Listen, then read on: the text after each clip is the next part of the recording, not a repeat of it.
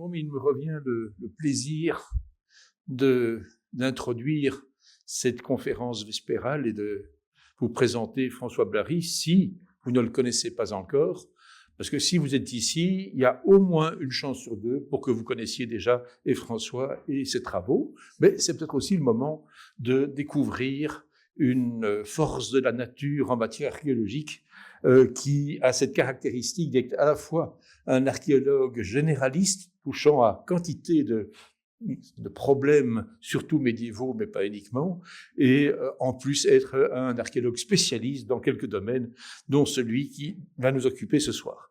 Alors François est professeur ordinaire à l'Université de Bruxelles, il est titulaire de la chaire d'archéologie et histoire de l'art médiéval, surtout archéologie, aussi histoire de l'art, François, avant d'arriver à Bruxelles, a fait une très belle trajectoire, lui permettant d'être confronté à quantité d'autorités diverses, d'institutions diverses, de personnes de tout genre, qui font de lui un très bon connaisseur, non seulement de l'archéologie en général, mais aussi de tous les réseaux archéologiques, surtout français, mais pas uniquement, qui se trament là autour. Alors, au début de sa carrière, François a commencé comme archéologue presque basique, sur des chantiers importants, des chantiers notamment parisiens. Le chantier du Louvre est un de ceux que l'on retient, mais il y en a d'autres. Il est passé par le sud-ouest, il est passé par Bordeaux,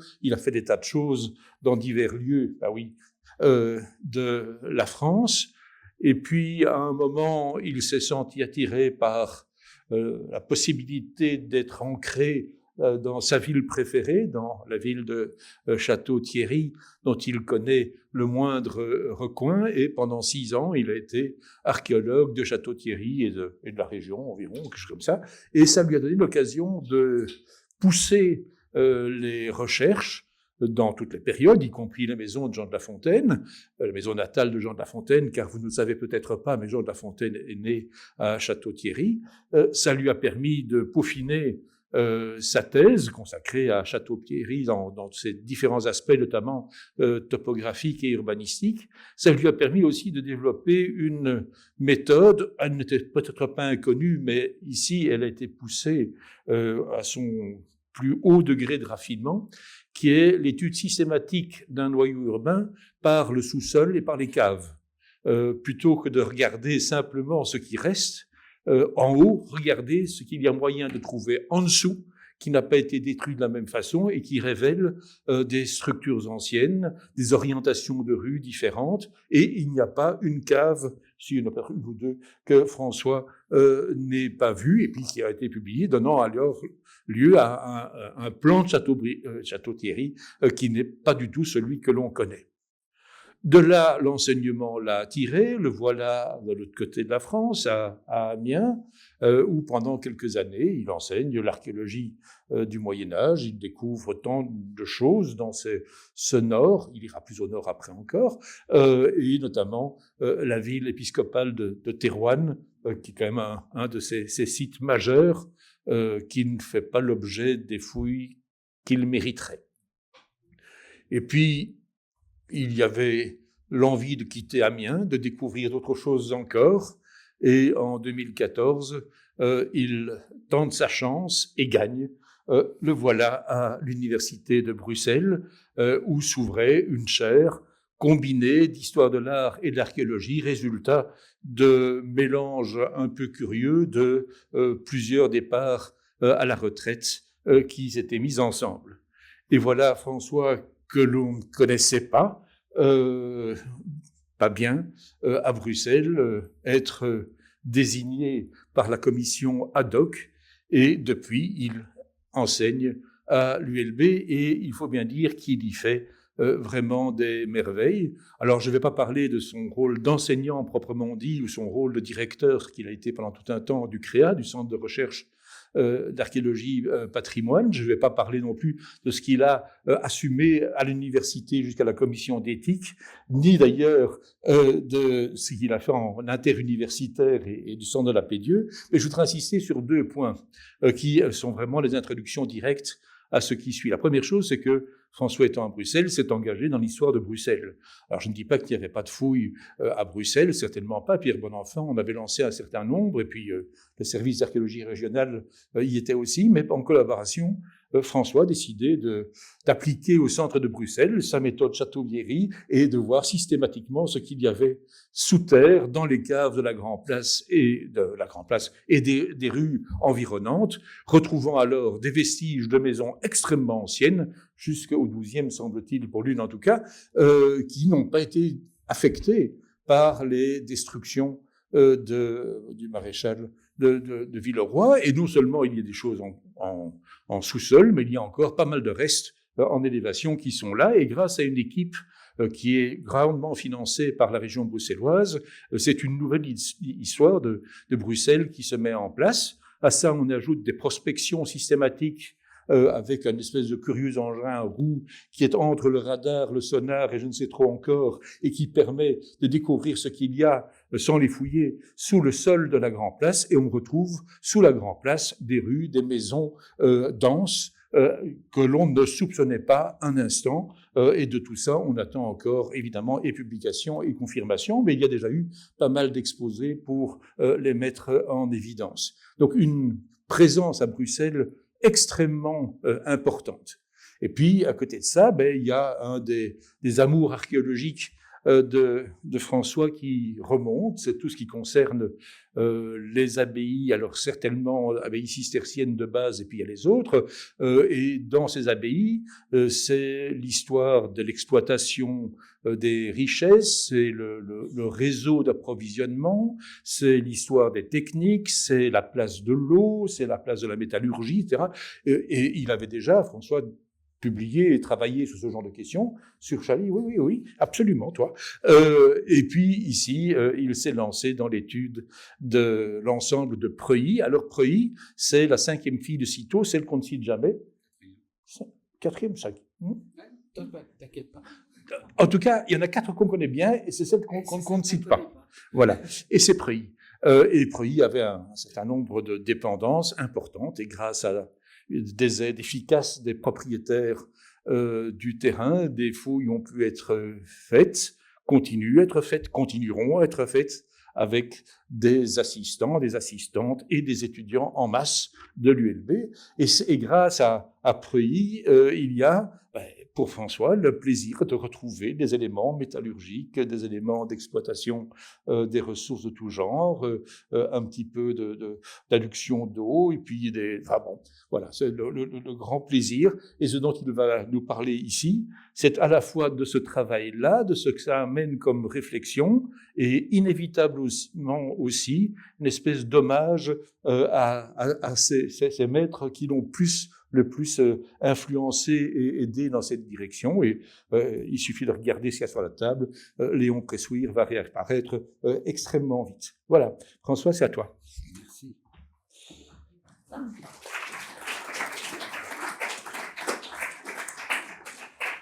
Merci Alain. On se demande même s'il ne faudrait pas s'arrêter tout de suite tellement c'était beau le panégyrique, mais voilà, je vais quand même essayer de prendre la parole après tout cela. Alors déjà, je remercie le Collège Belgique pour le cadre d'une part, et puis le fait que tout est enregistré, donc ça va être magnifique. Si je dis des bêtises, il va falloir les couper au montage, mais bon, on va essayer de faire une communication des plus sympathiques. Alors une communication, mais qui est aussi une leçon, puisque par essence, le rôle du Collège Belgique, c'est de pouvoir édifier sur des questions sur lesquelles on n'a pas forcément l'habitude de travailler, ou du moins on est considéré, comme vient de dire Alain, comme un spécialiste de ces domaines. Alors les cisterciens, c'est un vaste sujet. C'est un vaste sujet sur lequel je n'aborderai qu'une toute petite partie, celle qui généralement passe sous silence des chercheurs parce que la spiritualité est bien évidemment dans la construction. La spiritualité, elle est bien évidemment dans le choix de ces moines d'avoir choisi une observance, une ascèse, des plus proches de la règle bénédictine, celle qui a été définie dans la première réforme, celle de 817, réforme carolingienne portée par Benoît d'Aniane, reprenant la règle de Benoît de Nursie. Tout le monde connaît cette histoire-là. Si vous ne la connaissez pas, il y a des très bons livres pour compléter l'information. Et on a rajouté à ces 76 articles de la règle de Saint-Benoît quelques-uns de la règle colombanienne, histoire de faire le poids et d'établir en fait une construction qui deviendra une sorte de règle sur lequel, comme toutes les sources normatives, on a une tendance à penser que tout ce qui avait été écrit est respecté. Et le problème, c'est que généralement, c'est pas tout à fait le cas.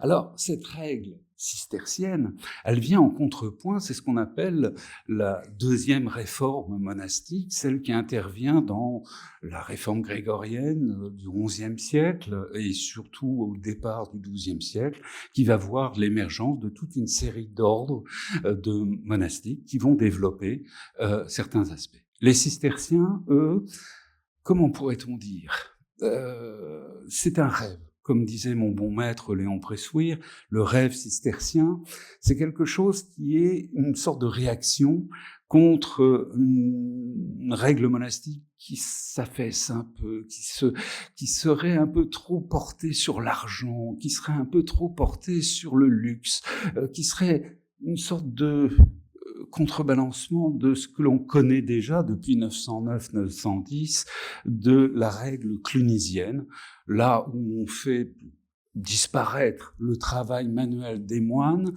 pour faire plus de prières, de moines de chœur, et l'activité devient subalterne, voire relayée à des extérieurs ou des laïcs. Bon, les cisterciens lavent plus blanc.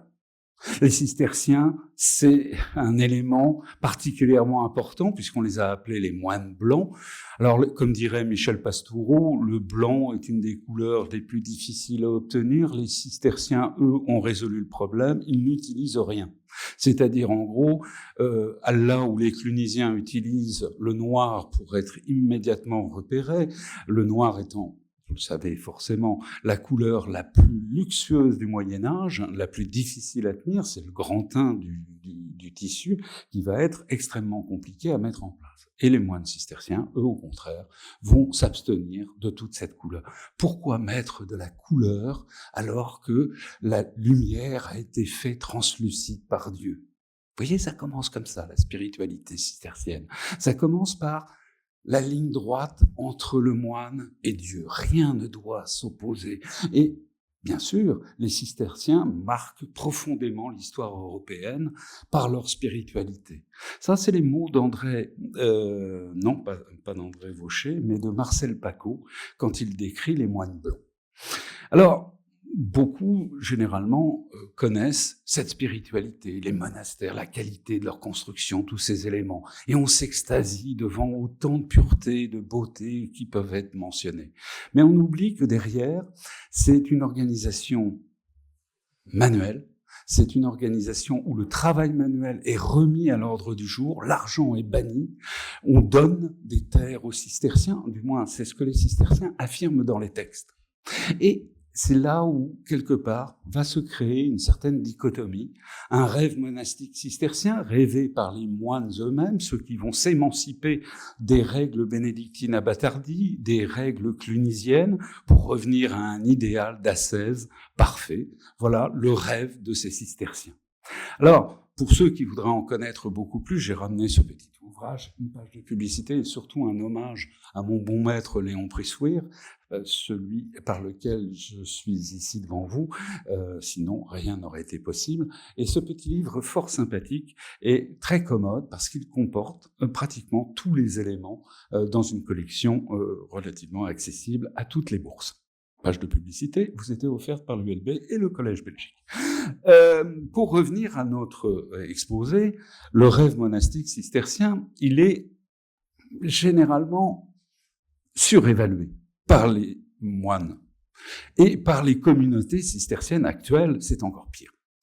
J'espère qu'il n'y a pas de cisterciens dans cette pièce, quoique, avec beaucoup de bonheur, nous pourrions débattre. Mais en général, les communautés cisterciennes ont réécrit leur propre histoire. Leurs cartulaires sont généralement empreints de tout un maniérisme qui fait disparaître des acquisitions de terre, des éléments échangés, des villageois que l'on a virés pour construire une grange là où...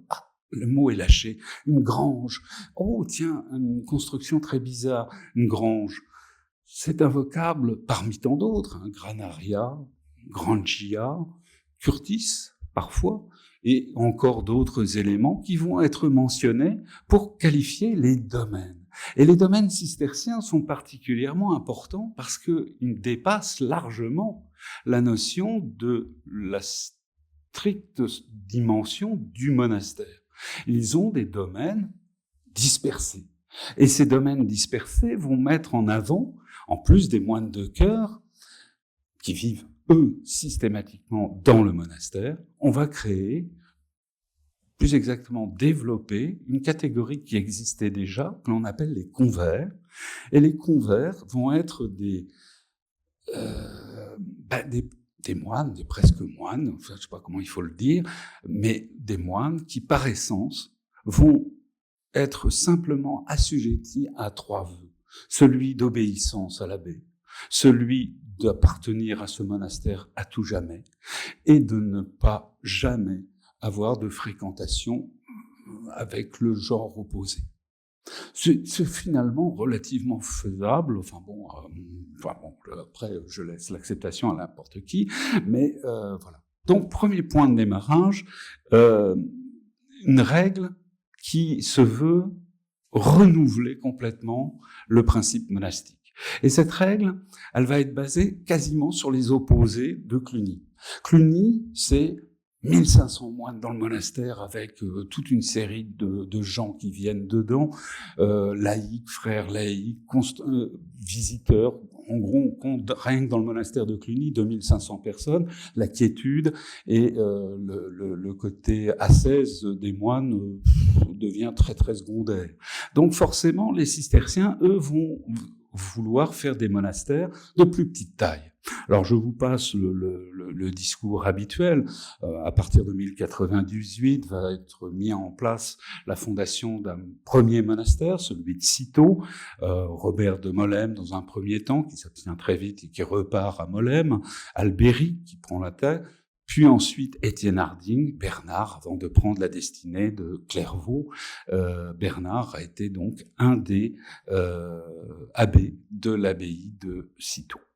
Cîteaux, monastère monté dans les marais, par essence, Cîteaux, cisterne, un classique du genre, c'est les roseaux, et donc à partir de là, on va créer un monastère. Dès qu'on atteint 70 ou 90 moines, on va essaimer, c'est-à-dire partir de ce monastère pour en fonder un nouveau. Et cette réécriture, cette histoire que l'on voit ici développée sur cette merveilleuse enluminure, on voit la fondation de Cîteaux d'un côté avec 4 personnages, et ces 4 personnages deviennent abbés de l'autre côté, et entre les deux, on voit une magnifique image où les moines sont au travail essentiellement dans les champs, avec leur tenue habituelle de la tunique, scapulaire avec capuchon, etc. Enfin, on peut les distinguer. Comme vous pouvez remarquer, la couleur blanche n'est pas forcément la présence habituelle sur l'ensemble de cette enluminure. Les tenues dépendent de la couleur de la laine des moutons qui ont servi à la confectionner. Alors, si la chose ne se coince pas, voilà, l'essaimage, ça a été un des maîtres mots de ce développement cistercien. C'est une très rapide et fulgurante expansion qui va se fonder sur l'essentiel, c'est-à-dire Cîteaux, La Ferté, qui a été fondée en 1113, Pontigny en 1114, Clairvaux en 1115, et c'est là où ça commence à devenir plus amusant, c'est-à-dire qu'ensuite on case habituellement Morimont, et comme la 4e fille importante, et c'est là où nous ne sommes plus d'accord, parce que les chartes de l'abbaye de Preuilly, dans Seine-et-Marne actuelle, dans l'ancienne Champagne, eh bien, ont était la preuve que tout ça a été décalé, déplacé. La quatrième fille de Cîteaux, eh bien, l'abbaye de Preuilly. Et c'est là où ça va être intéressant, parce qu'au départ, les propriétaires, que je salue par la même occasion, ont développé un intérêt pour cette histoire et nous ont accueillis alors qu'on était sur un balbutiement d'études. Alors, des études de filiation, on peut résumer la situation ainsi. Des Belges magnifiques comme Frédéric van der Meer a mis en place une cartographie exemplaire. C'est les Belges qui ont donc les premiers travaillé sur l'ordre cistercien. Félicitations. C'est un travail tout à fait remarquable parce qu'il a fallu faire l'inventaire de la totalité de l'essaimage. Et l'essaimage cistercien est très complexe. Il est très complexe parce que en 1151, on compte déjà 350 monastères. En 1200, 530. En 1250, 650. Et attention, je ne parle que des établissements monastiques masculins. Parce qu'à partir de 1119, les sœurs Tarte, de l'abbaye de Tarte, vont développer auprès des cisterciens une revendication. Nous voulons devenir cisterciennes. Et très vite, malgré le côté club anglais initial des cisterciens, on va développer une dimension féminine. Féminine, d'ailleurs, nous travaillons avec Emeline Martin, qui est dans la salle, sur le travail de l'abbaye de la Cambre. J'en profite pour vous dire que la publication sur laquelle nous travaillons sera effective en septembre 2026. Donc, réservez quelques sous. Les éléments sont en cours de relecture. Et bientôt, les contrats. Bon, voilà. Donc, le rectangle qui est présenté ici, c'est un petit peu le terrain de chasse dans lequel moi ou d'autres étudiants travaillent sur ce type d'établissement. J'ai beaucoup essaimé également du côté d'Amiens, maintenant de Bruxelles, et donc une sorte de relève commence à poindre le jour, et ça fait toujours plaisir de voir que archéologie, sur des thèmes particulièrement difficiles comme celui de l'économie, qui était encore il y a peu le parent pauvre, voire inexistant de la dimension archéologique, commence à enfin donner ses fruits. Alors, ici, sur cette carte, vous avez le coin le plus éloigné, c'est-à-dire l'abbaye des Dunes, dans les Flandres, mais qui était dans le diocèse de Thérouanne, il n'y a pas si longtemps, à l'époque moderne, en 1559, ça s'arrête. Mais ici, vous voyez Paris, pour situer, Paris, c'est sympathique, c'est le domaine royal français. Ici, on est dans les terres de Champagne, et vous avez ensuite la Bourgogne par laquelle sont apparus ces différents monastères. C'est une œuvre bourguignonne qui ensuite va essaimer Morimont à l'est du comté de Champagne et à l'ouest la partie de Preuilly. Alors Preuilly, c'est ce qui nous anime le plus, mais pour essayer de bien comprendre cette évolution, il faut revenir aussi toujours sur la recherche. La recherche à l'abbaye de Preuilly, elle a commencé au début du XXe siècle, dans la deuxième décennie du XXe siècle. D'abord, et très classiquement, comme la plupart des abbayes sont étudiées en France, en Belgique, en Allemagne, en Angleterre, etc., on étudie d'abord les sources écrites. Et ça, c'est merveilleux. L'historien est donc capable d'écrire l'histoire avec des sources écrites. Sauf pour les domaines économiques. Parce que sur les domaines économiques, en général, il y a une sorte d'absence de description. Il y a pire encore, une absence de source fondamentale qui fait que, généralement, on a peu d'informations directes sur tel ou tel type d'établissement dépendant d'une abbaye. Alors, quelques rares cas existent, bien sûr, mais en général, ils ne sont pas étudiés en contrepoint avec l'expérience des faits matériels. Les faits matériels, c'est ceux qui vont vous dire ou infirmer ou confirmer que tel élément est vrai ou mérite d'un éclairage plus fort. Alors ici, les deux documents que vous avez, c'est les chartes et documents de l'abbaye cistercienne de Preuilly, c'est deux chartistes de l'école des chartes à Paris, donc Catel et Lecomte, qui ont étudié à fond les premières chartes de ce monastère. La publication a un petit préambule particulièrement intéressant. On a étudié les textes de 1116, donc là, qui confirment immédiatement les datations qui ne sont pas celles de l'abbaye de Morimont, dont la date d'apparition est désormais 1118. Donc là, nous revendiquons clairement pour Preuilly le statut de quatrième fille de Cîteaux. Et les chartes étudiées ne l'ont été que jusqu'en 1248, je crois, et pas au-delà, de telle manière à pouvoir publier avec l'argent qui avait été alloué à la publication. Déjà, en 1927, les questions de subsides étaient toujours de mise.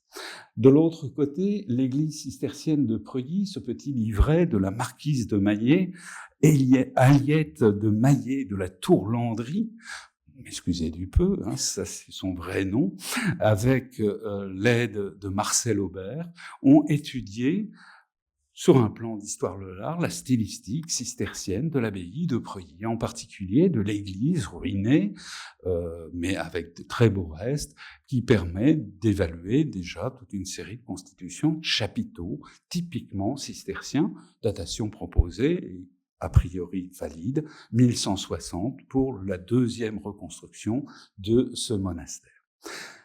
Et puis on mentionne une grange dans cet ouvrage, une grange que l'on appelle la grange des Beauvais. Étonnant, grange des Beauvais. Mais qu'est-ce que c'est qu'une grange ? Qu'est-ce que c'est que ce domaine économique qui parle de grange ? Alors si vous faites habituellement le sens classique du mot grange, c'est un bâtiment à remiser des récoltes. C'est aussi simple que ça. Bâtiment à remiser des récoltes, l'économie entièrement basée là-dessus, ça serait un petit peu désordre. Alors, si on cherche un petit peu plus, eh bien, justement, on va avoir, dans la recherche, à partir des années 80, des vrais questionnements d'historiens, des historiens que je qualifie d'honnêtes. C'est-à-dire des historiens qui savent travailler avec des archéologues et qui mettent en place une véritable stratégie. Une stratégie qui consiste à aller observer ce qu'il y a dans les sources, qui ne peut pas être remplacé par l'archéologie, mais également être complété, pas illustré. Non. L'archéologie n'est pas une source d'illustration. L'archéologie est bien une source de confrontation de données et permet d'aller au-delà de simples apparences ou des simples données écrites, souvent de manière laconique sur cette partie. Alors moi j'ai répondu à l'appel de ces historiens. Alors qui étaient ces historiens ? Charlie Gounet, Dietrich Lormann, je vais en oublier, il y en avait quelques-uns qui étaient réunis dans cette idée, et j'ai étudié un domaine, celui de l'abbaye de Chahaly, de fond en comble, avec une 4L camionnette à fleurs à l'époque, magnifique. J'ai arpenté la région parisienne, le nord de la France, pour essayer de reconstituer l'ensemble de ces domaines, tout en essayant de travailler sur les sources écrites, un vrai bonheur. Et grâce à cela, on a monté un colloque avec l'aide de mon bon maître Léon Pressuire, c'est surtout lui qui a fait le travail, l'espace cistercien, colloque qui a réuni magnifique aéropage de 200 chercheurs, dont Thomas Coumans, voilà, un des grands chercheurs belges du monde cistercien, qui s'intéresse à d'autres dimensions désormais, mais il a beaucoup contribué à une meilleure connaissance des granges et autres systèmes dans l'espace cistercien. Le seul problème et la réflexion, c'est que l'espace cistercien n'est pas que rural. C'est aussi un espace plus ample qui intègre ce qu'on appelle en économie l'échange, c'est-à-dire on produit, mais après il faut vendre. Et ça, les cisterciens sont très très peu prolixes à cette idée de développer cette notion de produire pour vendre. On produit pour le monastère, Dieu l'a voulu ainsi. Oui, mais quand on commence à produire des surplus en très quantité de vin, déjà, ça commence à être suspect, des quantités de grains qui dépassent tout à fait les capacités à manger du pain dans un monastère à ce point, c'est-à-dire qu'en gros, il faudrait pour contenter un moine qu'il en mange 200 pains dans sa journée, pour se rendre compte que là, on commence à avoir vraiment des surplus très importants. Alors les surplus, les cisterciens l'expliquent dans les textes. Les surplus servent aux aumônes. On va pouvoir produire un peu plus à côté. Oui, mais on oublie de mentionner une chose, c'est que tous les monastères, là, cisterciens, ont tous été exemptés par le pape dès 1100. Plus aucune taxe seigneuriale ne s'applique sur leur domaine. Ce qui veut dire qu'ils sont condamnés à s'enrichir. Et condamner à s'enrichir, pour un cistercien, c'est le cauchemar. C'est plus le rêve, c'est le cauchemar. Mais un cauchemar dont on s'accommode relativement vite. C'est ça le problème du cistercien, c'est qu'il est adaptable. Et que le grand penseur de Étienne Harding, un grand théologien, auquel il faut surtout ajouter Bernard de Clairvaux. Alors lui, c'est l'indomptable, il est jamais dans un monastère, il est toujours en train de circuler sur les routes, à en fonder un peu plus, surtout en Belgique. Énormément de monastères fondés par Clairvaux vont essaimer dans les deux côtés, ce qu'on appelle la Wallonie et les Flandres, l'espace belge actuel.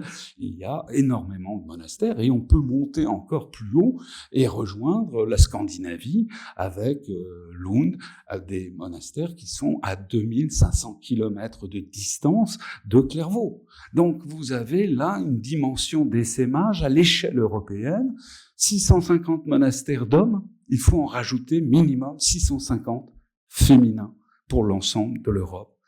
C'est-à-dire qu'à partir de la fin du XIIIe siècle, on est déjà à plus de 1200, 1300 monastères. C'est énorme. Auquel il faudrait rajouter les dimensions de leur domaine entier, leur temporel. Le temporel n'est pas uniquement sur l'espace du monastère chez les cisterciens. On ne sait pas refuser les dons. Le Seigneur qui va vous donner un premier lot. Vous allez ensuite le constituer avec d'autres éléments encore qui viennent s'agréger, les vassaux qui vont donner des terres, on est dans un système seigneurial, les cisterciens se distinguent quand même, c'est qu'à aucun moment ils ne vont opter pour le système économique qui prévaut partout. C'est-à-dire ce qu'on appelle un faire-valoir indirect. Vous faites exploiter par les autres. Et vous prenez les usufruits. Les cisterciens, l'âge plus blanc, on exploite directement les terres. Faire valoir direct. En opposition complète avec le système féodal. Mais on se nourrit du système féodal parce que c'est là où on va obtenir les dons de terre ou les acquisitions déguisées qui vont avoir la mine. L'espace cistercien relate tout ça. L'hydraulique monastique, eh bien, c'est un autre pan qui a été développé, essentiellement dans les années 90, c'est-à-dire cette question de l'eau. Cette question qui, systématiquement, quand on évoque les monastères cisterciens, on dit « il faut de l'eau ». Ben oui, c'est bien, mais un peu trop, c'est beaucoup trop. Le genre sitôt, marécage à entretenir, à drainer. Mais après, c'est une force. C'est une force de vie, symbolique, spirituelle, mais aussi économique, puisque ça va devenir aussi une force motrice très importante qui va être développée dans le cadre de ces monastères. On va y revenir. Alors, de nouvelles études monographiques, après le domaine de Chaly, Clairvaux, Morimont et désormais Preuilly, page de publicité qui vous est offerte par l'ULB et Peters Edition, ou Publisher, et vous avez ensuite un travail qui peut commencer. J'ai fait mon préambule. Maintenant, on se lance. Le temporel, c'est quoi? Le temporel d'un monastère, pratiquement dans tous les ouvrages que vous allez trouver en référence au temporel, vous allez trouver ce document. Le plan de Saint-Gall, qui est en fait un codex, qui est un petit pliage habile de 5 parchemins recousus ensemble et qui vont former ce que beaucoup d'historiens ont essayé d'illustrer en disant c'est le monastère idéal. Oui, il a été seulement envoyé à Saint-Gall. Donc, par définition, c'est un document qui sert à établir la meilleure forme possible d'agencement sur des monastères de la nouvelle réforme de 817, monastère bénédictin. À Saint-Gall, c'était un monastère colombanien. Donc là, ça permet d'équilibrer. Et vous regardez sur ce plan, et vous voyez par exemple ici, Grangia. Grangia dans le sens granaria, l'endroit où on remise les grains, les graines. Donc, par essence, quelque chose qui ressemble plus à un grenier. Mais si vous faites la somme de tous les édifices qui sont autour et qui dépendent de l'économie, sur ce plan, vous avez plus de la moitié du plan qui n'est pas étudié habituellement par les chercheurs. Tout ce qui concerne l'économie sur un terrain n'est pas étudié. C'est bien dommage, mais c'est comme ça. Alors, allons-nous inverser la tendance ? Je l'espère en faisant cette communication, en vous présentant justement quelques aspects de ce que l'on peut trouver sur le terrain. Alors, qu'est-ce qu'une grange ? Une grange, chez les cisterciens, c'est la définition initiale de Charlie Gounet, les cisterciens ont donné à leur grange une définition à la fois plus large et plus précise que le sens initial du mot. Grange est ainsi devenue, alors il faut associer Curtis, Grangia, enfin il y a toute une nomenclature qui existe, quasi interchangeable, mais qui correspond systématiquement à une exploitation agricole, et moi je rajoute, et industrielle, dépendant d'une abbaye. C'est-à-dire qu'en gros, c'est la qualité du terroir qui va définir la nature de l'exploitation. Alors, on constitue des réseaux de granges, parce que un monastère peut être extrêmement éloigné de sa base. Vous avez ici l'exemple en Aquitaine, on en parlait tout à l'heure, j'ai travaillé en Aquitaine, et Bernadette Barrière, qui est une dame qu'on regrette beaucoup, a étudié avec Charlie Gounet l'ensemble des cartulaires, en particulier d'Aubazine, un grand monastère développé dans l'Aquitaine, entre Périgueux et Limoges, et vous voyez qu'il y a ici toute une série de triangles qui sont des granges très réparties, très groupées autour de Basine.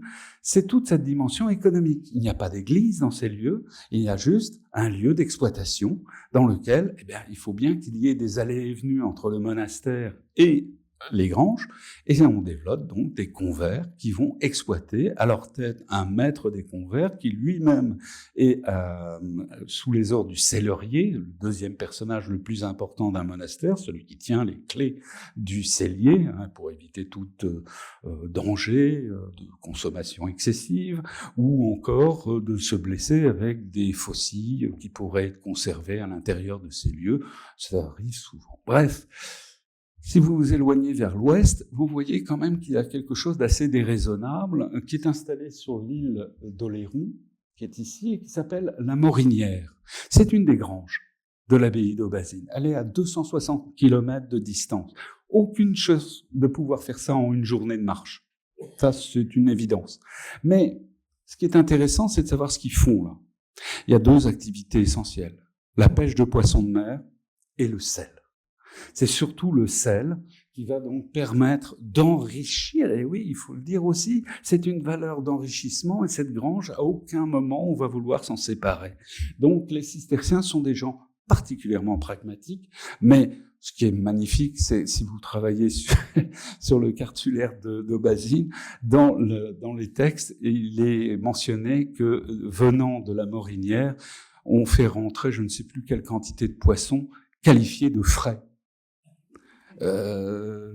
Moyen-Âge, avec une charrette, au mieux, vous mettez 2 semaines et demie pour rallier le lieu. Moi, je veux bien, mais la notion de poisson frais reste tout à fait relative, voire cistercienne, c'est-à-dire un petit peu arrangée par rapport à la réalité. Alors, un exemple belge, enfin, l'abbaye des Dunes. Alors, l'abbaye des Dunes, mon collègue Coumans, Thomas, que je salue par la même occasion, puisque c'est enregistré, donc il verra le message. Je ne partage pas tout à fait son point de vue quand il évoque que la grange jouxtant l'abbaye, celle qui est directement au sein du monastère, peut se relayer au terme de basse-cour. Non, elle n'est pas dévolue au simple usage ou seul usage de l'abbaye. Elle a un rôle très important, certes, mais elle participe à un réseau grangier tout aussi important. Alors, je me souviens plus exactement du nombre de granges dont disposait l'abbaye des Dunes, mais je crois qu'on est près de 15 granges. Il n'en reste que 2 encore en élévation. C'est donc quelque chose qui montre également la précarité de ces dépendances. Elles ne sont pas protégées au même titre que les monuments historiques protègent les monastères, les grands centres. La plupart de ces granges, qui n'ont pas forcément étant toutes recensées, malheureusement ne sont pas protégées et disparaissent. Il suffit d'avoir un projet immobilier dessus et vous faites une grande villa à l'emplacement et vous ratiboisez tout ça.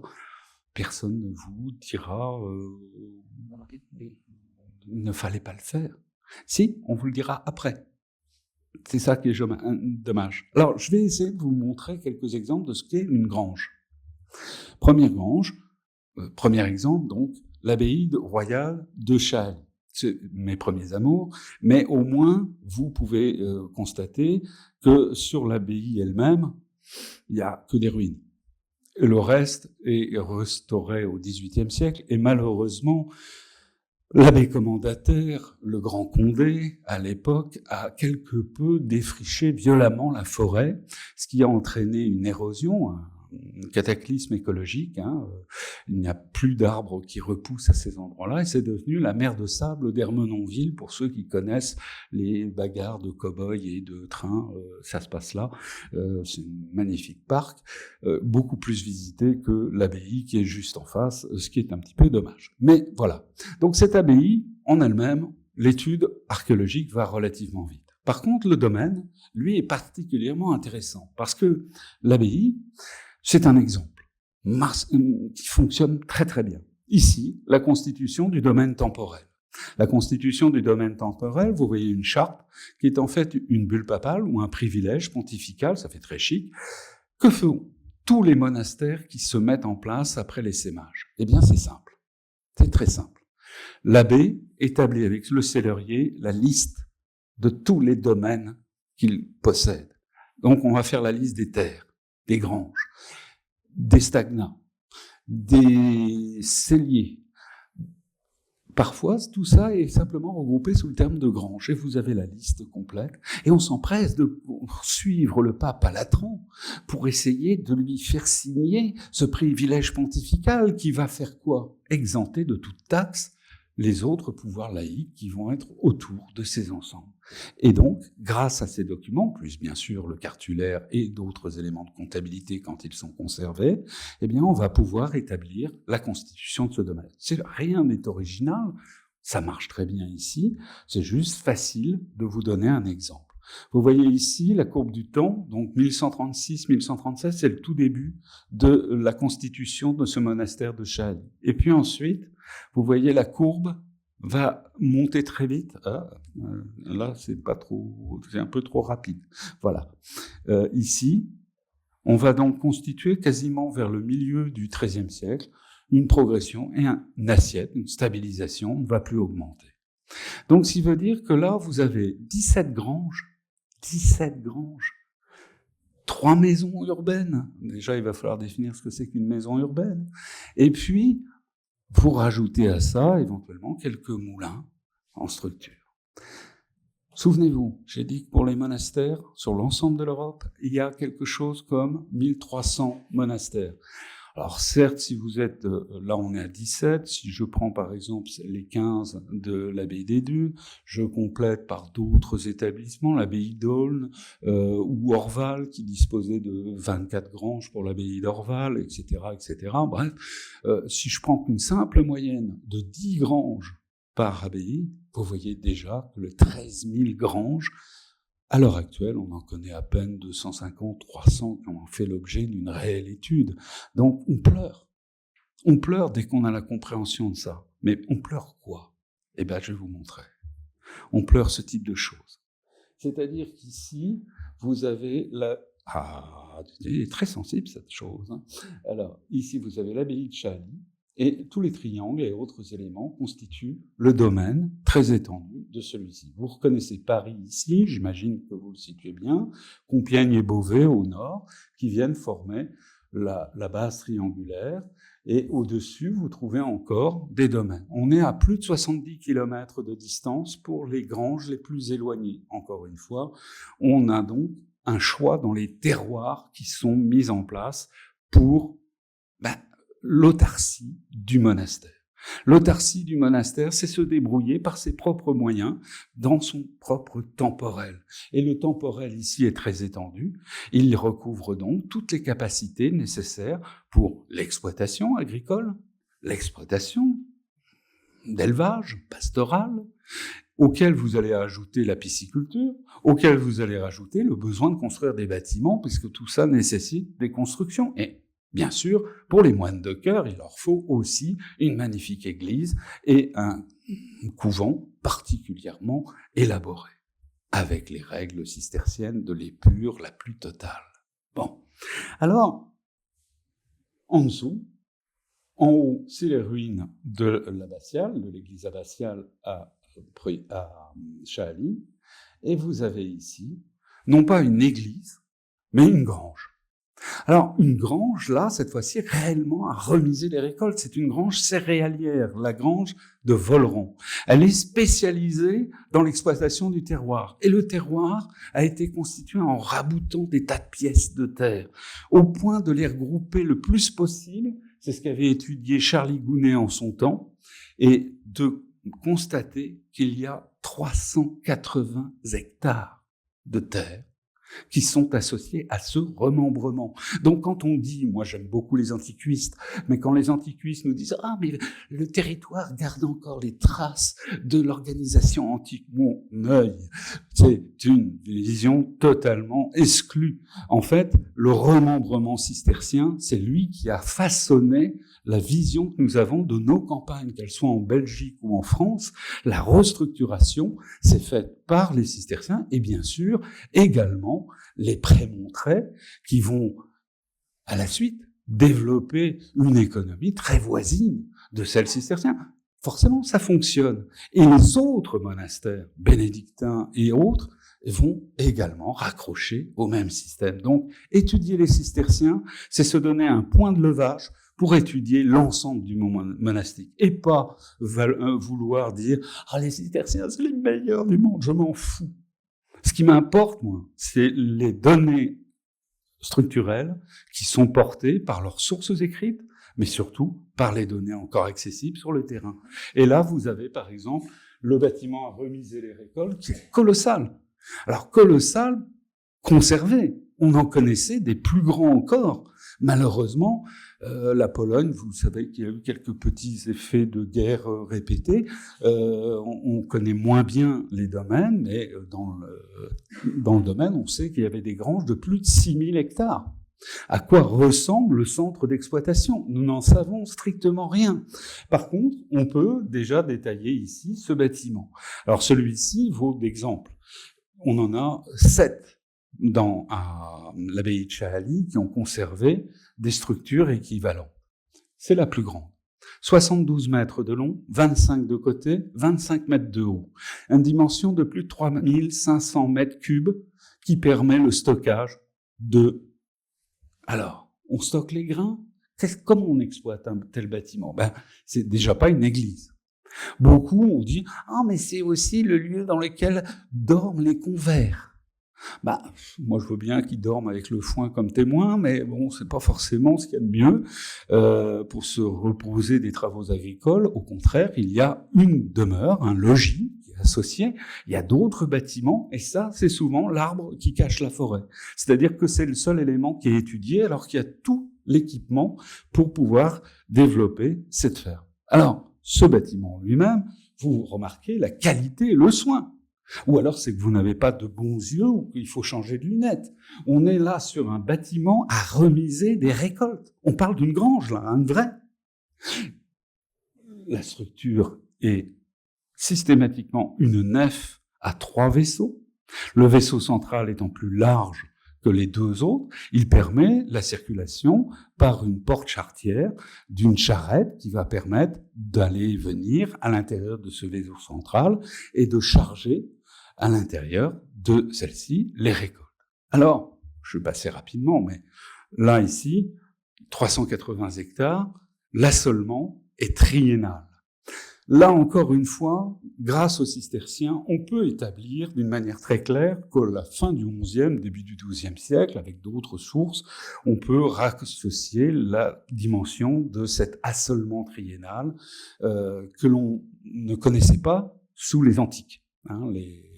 L'époque antique, c'est on alterne, un coup on cultive, un coup on fait pas, etc. Là, on assole en 3 terres, 3 étant un chiffre merveilleux, auquel vous avez une idée claire de mise en place, la jachère, les blés de printemps, les blés d'hiver, ou Froment, et vous avez donc 2 récoltes par an qui vont rentrer dans la dimension de ce bâtiment. Le calcul de la taille de ce bâtiment est fait au prorata de la dimension du terroir.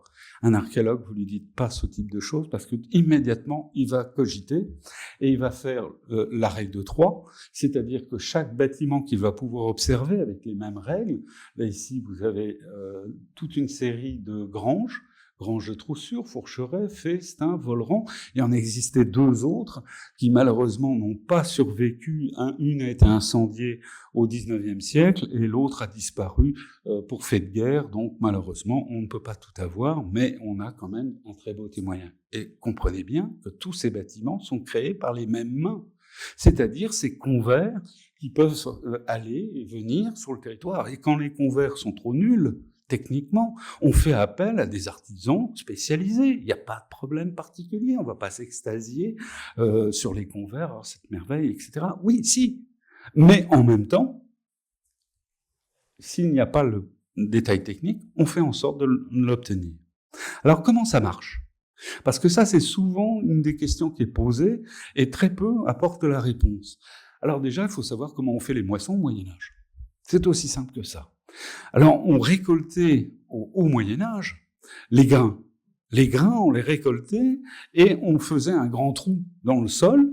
Un grand trou, enfin, faut s'entendre, hein, il faut quand même rester à dimension humaine. C'est un trou à dimension familiale, à la tenure des manses carolingiens développés. Vous avez une famille qui va exploiter une terre et les grains sont battus pour séparer la tige de l'épi.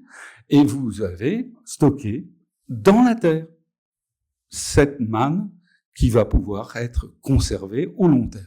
Quand vous ouvrez le silo, eh bien, il vous faut un grenier pour vous permettre de la nourriture familiale et puis de payer aussi la dîme. Il y a un certain nombre d'éléments. Voilà. Ça, c'est le modèle qui va disparaître en même temps que va émerger ces grandes structures collectivistes, c'est-à-dire ces immenses granges. Et vous voyez ici un charroi. Alors, qui dit charroi dit animaux. Il faut donc imaginer qu'ils ne dorment pas dans ce bâtiment. Il y a donc un autre bâtiment. Alors là, écurie, ou éventuellement étable, puisqu'on va pouvoir aussi utiliser des bœufs pour charger à l'intérieur de cette terre. Voilà comment ça fonctionne. Et voilà ce qu'un archéologue peut déjà déterminer. À partir de ça, eh bien, on va aussi voir que, un autre exemple, plus complet encore, Fourcheret, domaine qui n'a absolument aucune protection jusqu'en 1989, c'est-à-dire la date de la publication du bouquin. Avant, c'était une vague inscription pour la grange, mais pas le corps de logis et la totalité de ce que vous voyez ici sur ce plan de 1628, qui est un des plus anciens, du XVIIe siècle, qui vous présente les bâtiments. Alors là, vous voyez la grange à remiser les récoltes, vous avez une sorte de porterie et un logis, et à côté, une bergerie. Et là, on est en 1628. On a créé une petite église, parce que les propriétaires ne sont plus des convers, ce sont des métayers, et ils ont développé soit ce type de choses, soit des pigeonniers, parce que ça fait chic, etc. Et surtout, c'est quasiment se comporter comme un mini-seigneur avec des terres très très grandes. Ici, hop là, je passe relativement vite, porterie, grange. Vous voyez les dimensions, 60 mètres, ça passe pas inaperçu. Donc souvent, il y a ça, personne ne le voit. Le logis a été conservé miraculeusement. Le propriétaire actuel, M. Patria, a construit, enfin le père du propriétaire actuel, a construit une maison neuve. Parce qu'il faut aussi un peu de confort pour les métayers. Mais grâce au fait qu'il a trouvé notre activité, ça a été conservé. Mais vous voyez, il est en piteux état. S'il ne servait pas, on n'hésiterait pas, on couche et il disparaît. Et c'est un témoignage qui ne relèvera jamais. Ici, vous avez la grange, elle est quand même plutôt sympathique, mais elle est beaucoup plus sympathique encore quand vous l'étudiez archéologiquement parlant. Vous faites le relevé en plan, vous obtenez des murs en noir ici qui sont très fins, des piliers qui sont très massifs. Vous voyez ici la coupe qui est réalisée sur cette partie-là et les deux éléments qui vous montrent l'arrière du bâtiment qui est réalisé avec une technique très particulière. C'est des pierres grossièrement équarries qu'on a trouvées dans les champs. Et on a construit la grange avec. Par contre, le devant, il est extrêmement soigné et lui provient de carrières qui ont été développées directement dans le sous-sol de cette grange. Donc quand on vous dit que les granges ne recouvrent que le remisage des récoltes, c'est vraiment l'arbre qui cache la forêt, parce que là, vous avez une carrière qui va vous renseigner sur les méthodes d'extraction de la pierre. Ici, des constructions extrêmement soignées, alors qu'il ne s'agit ni d'église ni de quoi que ce soit. Le travail manuel est mis en valeur chez les cisterciens. Et il est proportionnellement inversé. Plus on s'éloigne des idéaux initiaux, et plus on va renforcer les symboles de ce travail manuel avec une qualité particulièrement forcée. Mais le phénomène va toucher également les autres ordres, et c'est là où ça devient amusant. Et là, voilà par exemple quelques cas. Nous sommes ici sur un prieuré fontevriste en haut, nous sommes sur l'abbaye de Jumièges qui possède une grange à Heurtauville, nous sommes avec les caractéristiques identiques, une porte sur un pignon. Donc là, le pignon, c'est le mur qui porte la faîtière, pour ceux qui ne connaîtraient pas bien. Et deux murs gouttereaux, comme le nom l'indique, reçoivent les gouttes d'eau, c'est-à-dire les deux pans de toiture qui viennent couvrir à 45 degrés l'ensemble de ce bâtiment, avec des collatéraux, avec des murs relativement bas. Remarquez, ils sont tous construits pareil, et c'est plus les mêmes ordres. On a repris le modèle économique et on l'a développé. Voilà pourquoi il n'y a plus du tout de silos, il n'y a plus de petits greniers comme ça. Par contre, on développe un stockage, un remisage, plus agréable, un remisage en épi avec la tige qui est prélevée au moment de la moisson. Et c'est plus tard que l'on bat les grains au devant de cette porte. Vous remarquez, quel que soit l'endroit, voilà, vous remarquez que systématiquement, la porte du mur où il y a des vents dominants, il y a une fenêtre au-dessus. Ça sert de vortex, ça sert à faire un tourbillon. Et si vous battez au fléau, à cet endroit-là, eh bien, vous séparez le bon grain de l'ivraie. Et c'est une pratique particulièrement efficace. Donc, vous êtes maintenant capable d'identifier systématiquement une grange céréalière, quel que soit l'endroit, par la forme. Là, ça devient intéressant. Parce que ça marche encore. Vous allez chez les abbayes prémontrées. Alors, j'aurais pu prendre quelques-unes du côté de Floref, mais je me suis dit que ça allait être déjà beaucoup. Donc, cet exemple. Et là, on revient à Chaali. Chaali, un bâtiment avec une autre forme, qui n'est pas un logis, qui n'est pas une grange céréalière, de facto, puisque sinon on sait comment on les construit. Voici une nouvelle forme, c'est une boîte rectangulaire, avec à l'intérieur plusieurs vaisseaux, c'est possible, soit 2, soit 3, mais systématiquement les portes sont montées sur le côté, sur la partie goutteron. Il peut y en avoir 2, il peut y en avoir 4. En tous les cas, si vous allez dans les textes pour la grange de Choisy, Choisy, d'ailleurs, c'est amusant parce qu'on a rajouté au XVIIIe siècle Choisy au bœuf. C'est-à-dire qu'on a changé l'élevage. Et l'élevage médiéval, c'est des moutons. On compte entre 500 et 600 têtes de moutons à l'intérieur de cette grange dans les meilleurs temps du XIIIe siècle. Magnifique.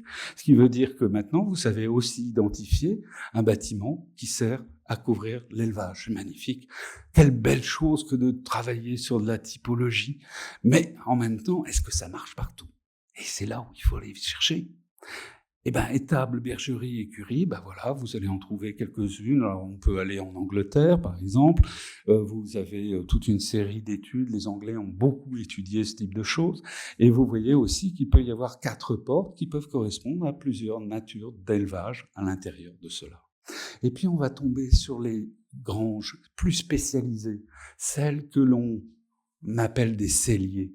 Vous savez, le clos Vougeot, que vous connaissez peut-être surtout pour le côté gustatif.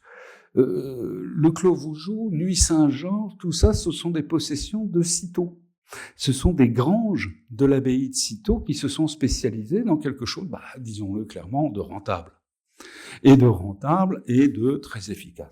Même titre que Clairvaux, qui va acheter, alors là, c'est même pas créé par eux, mais ils achètent le cellier de Colombey-le-Sec, qui porte bien son nom, puisque si vous aimez le vin, il est surtout blanc, là, si vous aimez ça. Bon, moi j'aime pas du tout.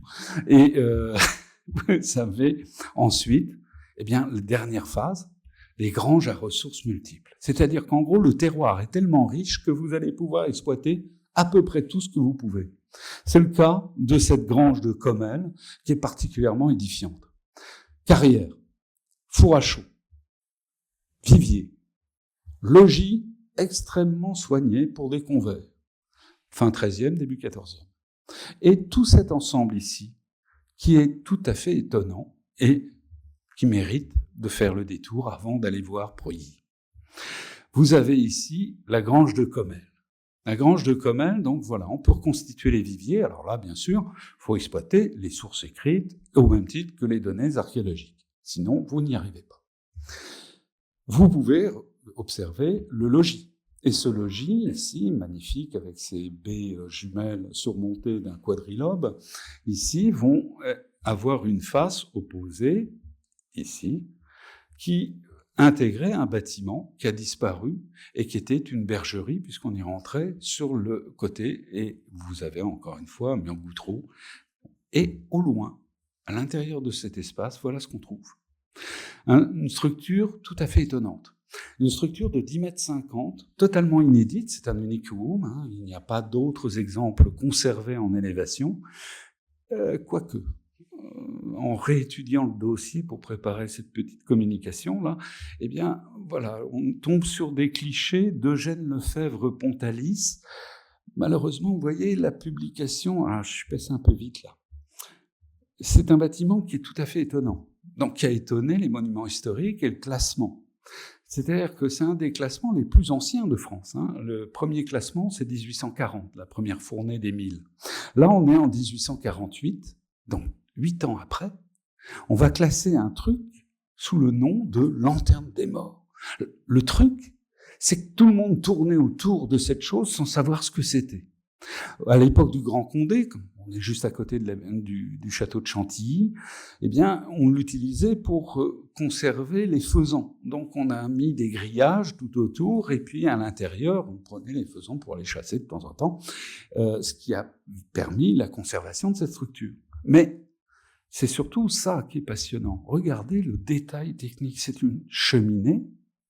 Ça n'a rien à voir avec une lanterne des morts, parce que Dupuis il s'appelle Ernest, et Mâcon, il s'appelle Gustave, c'est pour l'anecdote, mais Gustave Mâcon, c'est l'archiviste du duc d'Aumale à Chantilly. Il a donc accès à toutes les sources. Et Ernest, il est beaucoup plus modeste, il est membre de la Société érudite de Senlis, et il va faire un peu de l'archéologie comme un bon père de famille, c'est-à-dire il va savoir payer des ouvriers pour creuser à sa place, et puis voilà. Mais le résultat est tout à fait sidérant. Les photos que vous avez là ont été conservées miraculeusement dans la collection d'Eugène Lefebvre-Pontalis, qui était un enseignant de l'école des Chartes, c'est le deuxième à enseigner l'archéologie à l'école des Chartes, et à avoir confectionné quelque chose de magnifique pour l'enseignement et la pédagogie, d'utiliser l'image pour servir ses cours. Et donc il a fait des photos de tout. De tout plein de choses, de l'actualité de cette période, du début du XXe siècle. Et donc, les photos vont montrer les fouilles, ce qui n'existe pas dans l'article qui a été publié. Il n'y a rien, pas une image, juste un texte. C'est très aride quand on fait de l'archéologie. Alors regardez ce que ça donne. Voilà, vous découvrez la structure d'un four, dessous, rien à voir avec une lanterne des morts, sinon on aurait trouvé un cimetière. Et les lanternes des morts, pour ceux qui ne connaissent pas, c'est surtout dans la Dordogne, c'est-à-dire du côté de l'Aquitaine et loin de l'Île-de-France et du nord français. Et les fouilles, c'est là où ça a été surprenant, de découvrir les clichés de Lefebvre-Pontalis, c'est de découvrir ça. 3 autres fours qui ont été fouillés par la même occasion. Et personne ne le savait. Ce qui veut dire que vous avez une batterie de 4 fours là. Et on peut les reconstituer. Ça, c'est de l'équipement cistercien. Et encore une fois, on a mis en valeur la structure parce qu'on a sur la partie haute des dents de diamant. De la sculpture qui n'a strictement aucun intérêt pour une structure de four. C'est juste chic. On valorise le travail manuel. Et le tout est réalisé en calcaire de très bonne tenue.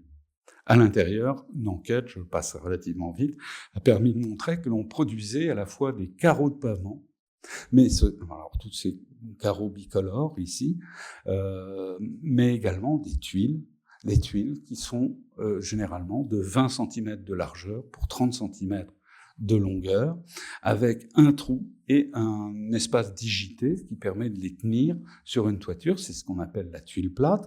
La tuile plate se développe au XIIe siècle en remplacement des grosses tuiles que l'on connaissait de l'époque antique et qui ont survécu jusqu'à la fin du XIe siècle, début du XIIe.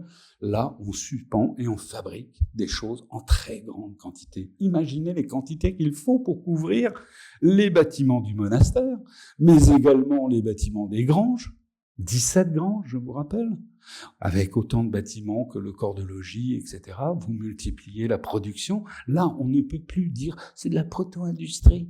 Non, c'est réellement de l'industrie. Là, on fabrique et on a la main-d'œuvre.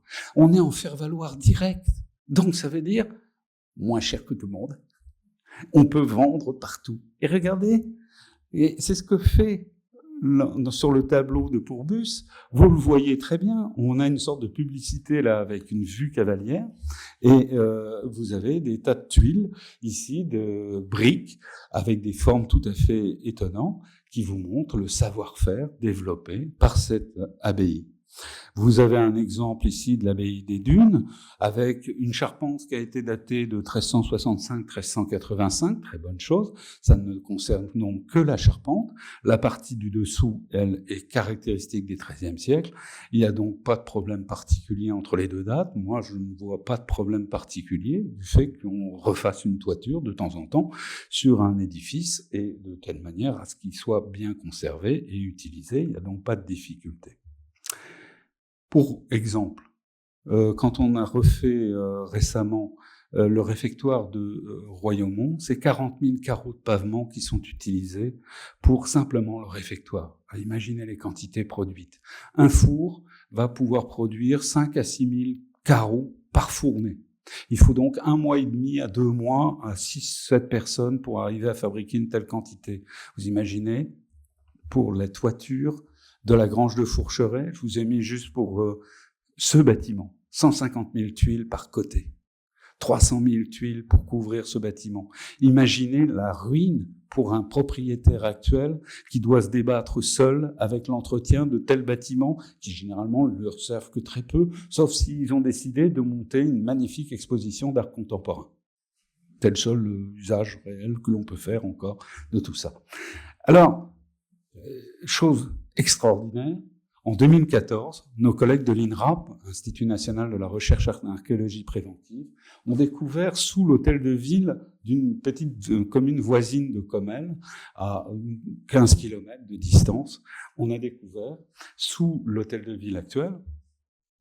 Ils voulaient faire une extension, ils l'ont faite, c'est pas un problème. En France, on peut faire des fouilles archéologiques et financer avec l'aménageur, ça ne pose aucune difficulté particulière, et ça permet de faire une archéologie de qualité et régulière en surveillant la totalité de ce qui est aménagé sur le territoire. Bon entendeur, salut. Ici, on a également donc cet hôtel de ville, et voilà ce qu'on découvre. Un château totalement oublié, disparu au XVe siècle, sous les coups de jacqueries et d'autres éléments de la guerre de Cent Ans. C'était un château de qui déjà? De Pierre de Viarme, Pierre de, je sais plus, c'est pas grave. Chambly. Pierre de Chambly qui était connétable du royaume, donc pas n'importe qui, mais qui a donc les moyens financiers de payer un établissement cistercien pour faire des commandes extérieures. Donc, quand on repense à l'abbaye de des Dunes, je vais le faire en français parce que sinon je vais écorcher la belle langue flamande, l'abbaye des Dunes, c'est aussi quelque chose qui a les moyens de produire pour autre chose qu'eux-mêmes. Donc, ils ont les fours de production, ils ont le savoir-faire et surtout, ils ont la quantité de main-d'œuvre qui ne coûte pas grand-chose, puisque Dieu l'a voulu ainsi. Donc, forcément, on va développer. Et là, je passe à la dernière partie de cet exposé, c'est-à-dire l'abbaye de Preuilly, pour ceux qui trépignent depuis tout à l'heure, comme madame qui est au téléphone, eh bien, par définition, les meilleurs seront les premiers. Enfin, les derniers seront les premiers. Alors, voilà, l'abbaye de Preuilly, ça se situe là. C'est dans un contexte cistercien très développé. Vous voyez ici toutes les abbayes que l'on peut trouver. C'est les petits triangles avec la crosse qui la surmonte. Et vous avez ici les quelques documents iconographiques les plus anciens qui présentaient ce monastère. On a reconstitué l'organisation du domaine temporel. Là, on est à quelque chose comme 15 granges, 10 moulins auxquels vous ajoutez des terres, vous ajoutez un pressoir, vous ajoutez des viviers, bref, une sorte d'entité tout à fait développée, et mieux encore, dans un contexte. Alors là, si vraiment vous n'êtes pas dans les affaires, vous êtes à plus de 20 km, à peine 20 km de Provins, une des plus grandes villes de foire de cette époque, auquel vous ajoutez Paris. On va créer, pour la première fois chez les cisterciens, ce que l'on a appelé, malencontreusement, une domus, une maison cistercienne. C'est pas du tout ça. En fait, on s'est trompé sur toute la ligne. Il y a forcément un équilibre rural, mais il y a aussi un développement urbain. Et c'est là où ça devient passionnant. Voilà, je vous montre un exemple d'une grange.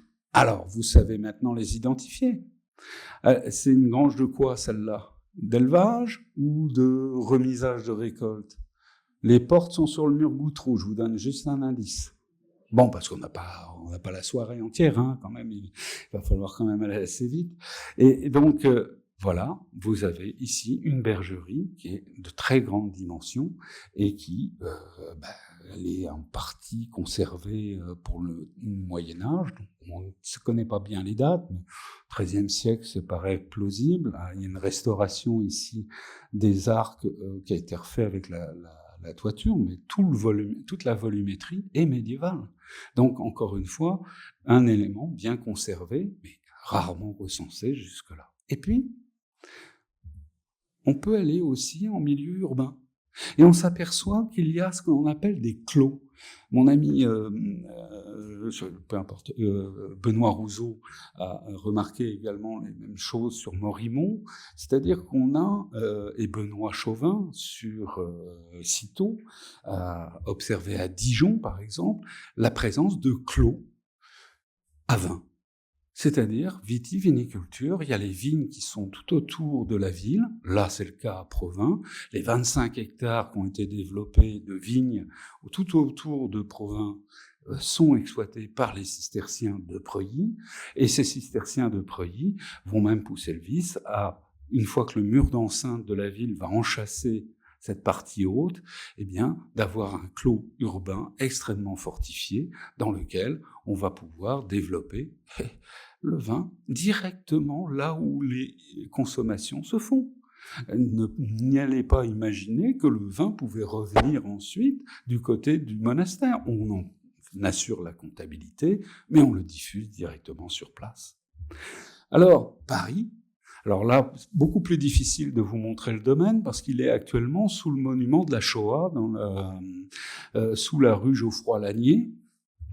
Le voici, donc une des caves, mais on s'est rendu compte avec le travail de Valentine Weiss aux Archives nationales que cette maison, en fait, n'est que l'aboutissement tardif de quelque chose qui était beaucoup plus étendu au tout début de leur présence. Dès le XIIe siècle, ils possèdent un clos sur l'emplacement que l'on appelle le Marais, c'est-à-dire sur la rive droite, l'actuel 4e arrondissement de Paris, François Miron, pour ceux qui connaissent. Si vous ne connaissez pas, allez dans ces coins-là, vous verrez, c'est magnifique. Et vous avez tous les domaines cisterciens qui se sont groupés sur ce secteur-là. ne vous échappera pas que dans ce secteur, vous avez les constructions de l'abbaye de Saint-Victor de Paris. À la même époque, et mieux encore, vous avez la merveilleuse cathédrale Notre-Dame de Paris, dont on a beaucoup parlé, parce qu'on a fait enfin de l'archéologie. Bon, nous, on n'y est pour rien, hein. Ça a brûlé, mais c'est pas nous qui avons fait le coup. Mais au final, on s'aperçoit, que le monument est plus beau, qu'il y a une ferveur pour le patrimoine dans ce domaine. Alors, je suis très iconoclaste en disant tout ça, mais quelque part, l'archéologie en a bénéficié, parce que maintenant, on est capable de dater de manière très précise les agrafes, les éléments métalliques, en faisant des prélèvements, des petites poches de carbone piégées à l'intérieur, et on est capable de dater à 20 ans près ce type de structure. Ce qui, d'un seul coup, a changé les donnes, parce que Notre-Dame de Paris, par exemple, on a daté les agrafes. Ah, mais ça, c'est Viollet-le-Duc qui les a rajoutés. Maintenant qu'on sait les dater, on sait qu'ils sont du XIIe siècle et pas du XIIIe. Ce qui veut dire que dès la première phase de construction, c'est-à-dire dès 1160, on a mis des agrafes dans cette architecture que l'on qualifie de gothique. Magnifique et intéressant. Parce que qui produit le fer? Peut-être une abbaye, dont je tairai le nom pour l'instant, mais dont vous voyez là les éléments. Alors, actuellement, ça ressemble à ça, hein, donc la partie de l'église et du carré claustral, la grange à remiser les récoltes qui a disparu, mais qu'on a pu retrouver comme ça par photographie aérienne, une grange des Beauvais, c'est ce qui va nous intéresser beaucoup, une bergerie, là vous savez déjà comment on l'a identifié, hein, les deux murs Goutreau, enfin le mur Goutreau est percé de deux grandes ouvertures latérales, donc clairement identifié aussi. Ici, il y avait un étang qui est particulièrement intéressant parce que cet étang, il est là depuis le tout début de la création de ce monastère. Alors, je passe très vite. On a étudié à peu près tout en élévation, voilà, c'est mieux dans ce sens-là, à peu près tout en élévation. On est passé à peu près toutes les techniques de radar et autres petites choses, mais ce qui nous intéresse ce soir, c'est pas de développer ça, c'est de vous montrer les granges. Et les granges, ici, en juin 2023, au nord-nord-est du domaine, à l'extérieur de l'enclos, qui enchâsse 16 hectares, hein, petite demeure, vous avez ici, je vous le refais, vous n'avez peut-être pas eu le temps de le voir, voilà, avec vos propres yeux. Ça, c'est dans les blés qui ont été plantés, blés de printemps, vont apparaître les structures d'une grange. Là, il n'y a plus d'ambiguïté particulière, vous savez identifier la structure, il s'agit bien d'une grange à remiser les récoltes. Et là, on peut le faire au prorata de ce que l'on connaît, hein, dimension de la grange, donc dimension du terroir. Eh bien, elle est beaucoup plus petite. Elle est de la même famille que Troussure, donc on est à peu près à 180 hectares de terre associée en rythme triennal, donc quelque chose qui a une volumétrie de 1700 mètres cubes, ce qui est tout à fait faisable sur ce type de choses. Je passe relativement vite, si mon doigt ne se trompe pas de bouton, pour vous montrer enfin la merveille, la perle rare, cette chose que beaucoup se sont extasiés en partant de la marquise de Maillet, et sur lequel on peut comprendre. C'est un bâtiment qui intrigue. Il a presque l'aspect d'une grange, c'est un bâtiment oblong, 60 mètres 50 sur 17 de haut, sur 15 à 17 mètres de large selon les endroits, parce que le bâtiment n'est pas tout à fait droit, et pour cause, puisque c'est un bâtiment qui est la résultante de toute une série d'éléments construits au fur et à mesure. Alors, 72 ouvertures couvrent les différentes facettes de cette boîte rectangulaire. Boîte rectangulaire que si vous la coupez, vous apercevez que tout est assez différent à l'intérieur. Donc rien que l'effet de relevé est déjà particulièrement compliqué. Mais on a des as du relevé dans cette salle. Donc on associe à ça l'expertise dendrochronologique qui, d'un seul coup, va nous permettre d'identifier des choses rarissimes. On est sur une toiture qui est, contrairement à ce que certains architectes des bâtiments de France avaient fait au petit doigt levé, on n'est pas sur une architecture du XVIIe siècle. Non, non. Elle est datée de 1271-1272, dendrochronologique, sur lequel, eh bien, toute cette partie-ci est donc du XIIIe siècle, et toute celle-ci a été remodelée en 1508. Mais elle remodèle tout en conservant, regardez l'intérieur, ce qu'on appelle les pannes, ici. Ce sont que des pièces de chevrons formant ferme, donc une façon de construire l'édifice, et sur lequel on va retrouver le module initial de la construction, un bâtiment à 2 vaisseaux, 3 travées, voûtés, et étonnant, voilà la qualité déjà architecturale du bâtiment. Ça, c'est le tout début de notre opération. On est totalement étonné de découvrir sous des remblais de chaux damés, qui servaient à la stabulation, puisqu'on a, à partir du XVIIe siècle, remis en élevage l'intérieur de l'espace, découvert sous ces niveaux une conservation optimum. Tous les niveaux médiévaux sont parfaitement conservés sous cette masse blanchâtre, damée. Vous voyez, c'est comme une meringue. Alors, c'est un petit peu plus dur que la meringue à couper, hein, mais voilà, il faut y aller quasiment avec des marteaux-piqueurs pour enlever quelques-uns. Et regardez ce que vous découvrez dessous. Alors, je vous fais pas l'inventaire archéologique d'un rapport de fouille, hein, ça serait un petit peu compliqué et long. Je vais essayer de m'arrêter dans 5 minutes. Vous avez ici, à Grange des Beauvais, la salle 4. Vous trouvez des dallages en carreaux de pavement, simple carreaux de pavement, pas de décor particulier, mais dessus des traces d'activités extrêmement nourries, des traces de cendres, des activités de bâtiture, c'est-à-dire on a chopé du métal, et il y a eu des éclats un peu partout. La nature de ces bâtitures nous intéresse. Les étudiants, certains commencent à dépérir dès qu'on leur parle de bâtiture, hein, c'est-à-dire que là, ils ont des boutons, ou au contraire, ça devient... Et d'autres qui affectionnent ce type de recherche. Je pense à Jean-Pierre Gély, qui est notre spécialiste à demeure de la recherche de bâtiture. Et je passe très vite.